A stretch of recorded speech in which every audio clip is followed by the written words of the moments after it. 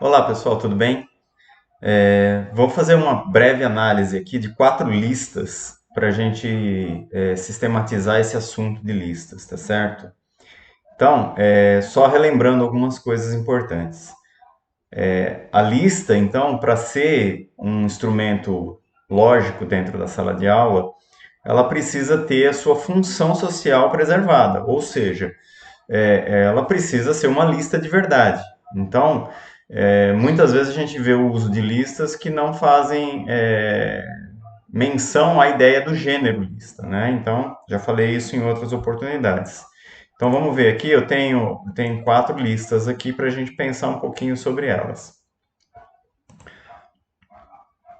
Então, ó, tem quatro listas aqui, tá certo?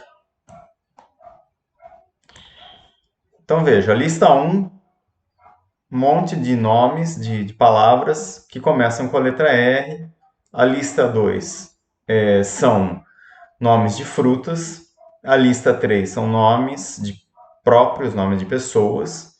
E a lista 4 são letras, palavras que começam com a letra B. Então, o que a gente pode perceber aqui, né? Que a lista um e a lista 4 elas têm a mesma lógica, ou seja, são listas que têm a função única e exclusivamente escolar, né? Então, são listas que não têm função social. Por que eu digo isso, né? Quando você vai fazer uma lista, você faz uma lista para alguma coisa. Então, dificilmente, né? A menos que você esteja fazendo, enfim, eu não consigo pensar em alguma situação onde você vai fazer uma lista com letra B, né? Existem alguns jogos, algumas brincadeiras que pode ser que você tenha que falar palavras com B e tal, mas mesmo assim você não faz uma lista para isso, tá? Então, esse tipo de lista aqui, ela vai reforçar na cabeça da criança, né, a inicial, normalmente. Tem professor, tem práticas aí que às vezes tem listas com a sílaba inicial, enfim, tem uma série de ideias.